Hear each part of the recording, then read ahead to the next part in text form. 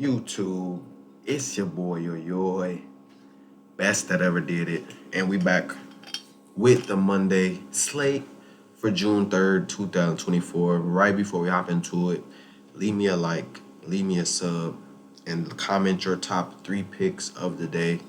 And if we go a 3-0 combined sweep, I will cash app somebody $25.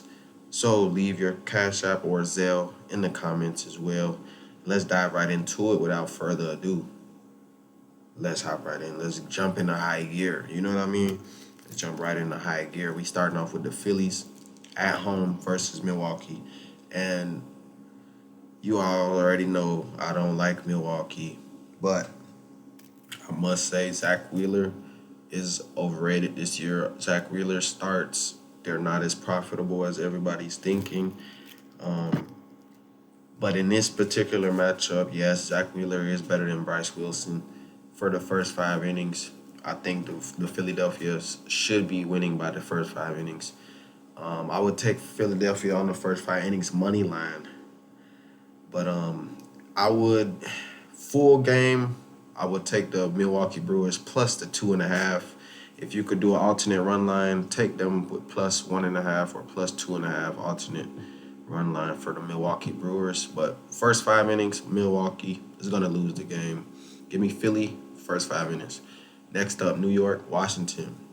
Tyler McGill, Mackenzie Gore. And Mackenzie Gore is one of those decent pitchers he's just on a bad team. You know what I mean? If Mackenzie Gore was on the Padres or Mackenzie Gore was on the Astros or something, like, he would be getting way much more respect. Give me the Washington Nationals to win this game, and I like the under. I like the under a lot in this one. Tyler McGill plays in a lot of low scoring games. Oh shit. Yeah, my fault. Tyler McGill plays a lot of low scoring games. And that's going to say Mackenzie Gore has a lot of strikeouts per game. So I could see it being like a 3-1 type of game by the end of the sixth, seventh inning. 3-1. Washington is winning. But give me the Washington in the under. That's how I'm feeling in that game. Next up, we got Toronto at home against Baltimore. Now, Baltimore and them two already played twice this year, and both games were 3-2 final scores. Kevin Gausman and Grayson Rodriguez is facing off. Kevin Gausman is pretty nice, man. I like backing him up. But like I said, Toronto has one of the worst bullpens in the league. Yeah, they'll be up by the end of the first 5 innings, but can they hold on to that lead? I don't think so. Not against Baltimore. That Baltimore lineup's clicking right now, so I gotta go with Baltimore on the money line due to the lineup and the bullpens. You know what I mean? So that's my deciding factor in this one. The bullpen's terrible for Toronto. If you are gonna take Toronto, take them only in the first 5 innings. Next up, we got the Detroit Tigers. Tariq Skubal versus Nathan Eovaldi. And I'm going with the over in this one. I had this over set since last night. Um, it's two good names. You know, Eovaldi, great name, great pitcher. Tariq Skubal, great pitcher, great name. And that's why everybody's expecting it to be a low scoring game. These two teams already faced off with each other. And when Tariq Skubal faced them last time, he gave up about 4 earned runs or 4 or 5 earned runs. And I think they struggle again, both of these pitchers. Nathan Eovaldi's just coming back from injury. He's not going deep into ball games. The bullpen for Texas is not that good. Give me the over. I think both bullpens will struggle, and both starting pitchers will give up at least 2 to 3 runs. So I will drop this down to 5.5. You know what I mean? Go over 6 runs for both clubs.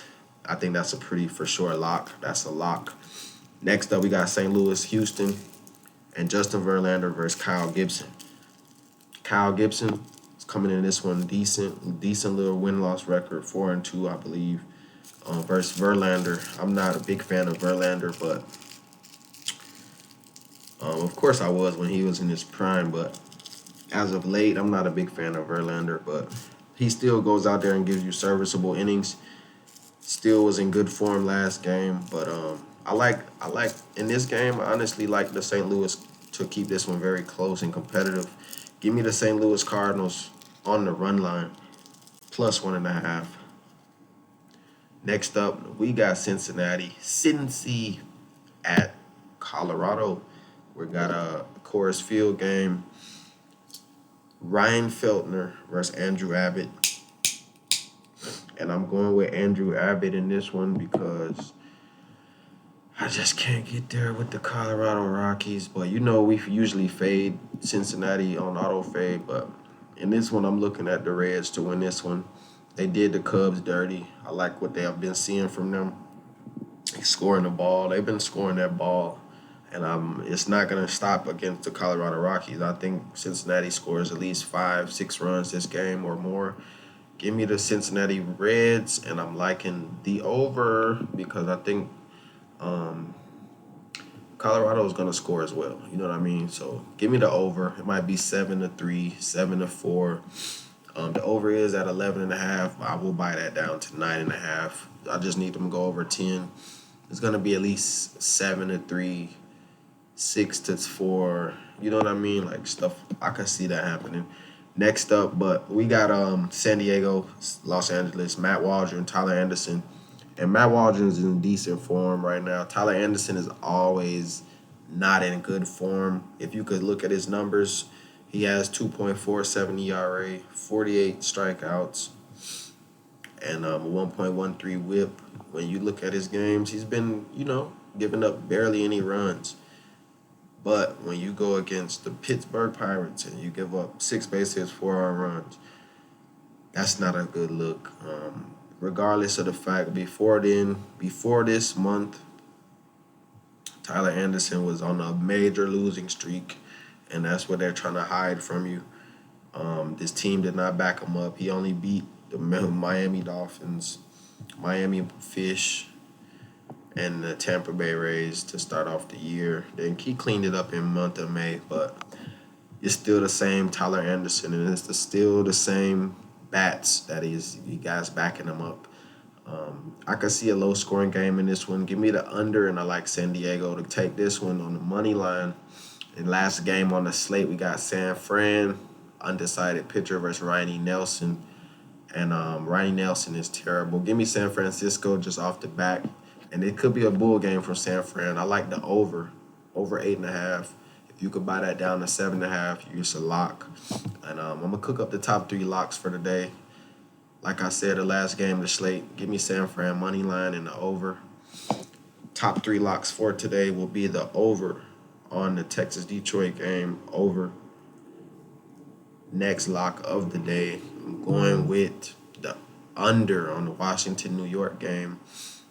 And then the last game on the slate is San Diego Padres money line. That's how we're going to cook up that Tracy Popper, cook up that Tracy, and let's smash the books. Till next time.